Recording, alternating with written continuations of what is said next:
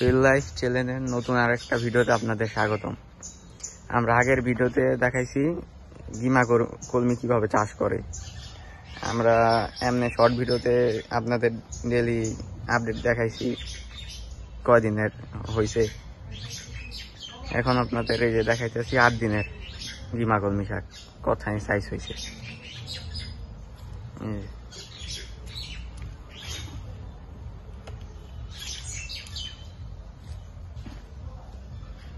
দেখেন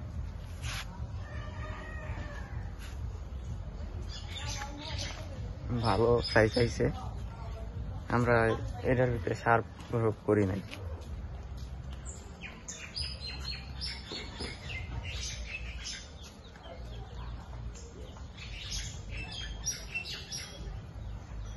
সাইড দিয়ে আমরা দিয়ে দিছি কঞ্চি গাইরা দিছি, জানি মুরগিতে বীজ না খায়, না দিলে আবার মুরগিতে বীজ খেয়া ফালতো।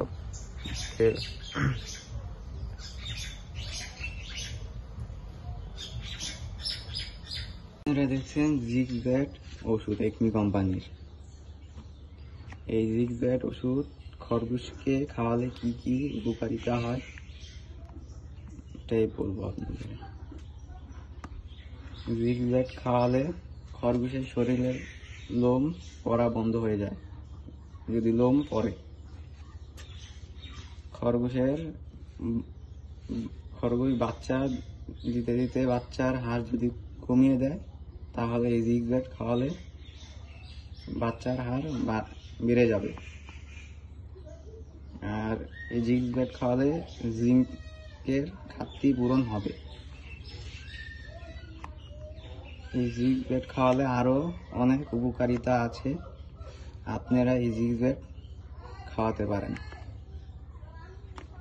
একমি কোম্পানির জিগব্যাট। আপনারা পশু পাখির ফার্মেসিতে যে জিগব্যাট বললেই এই ওষুধটা দিয়ে দেবে।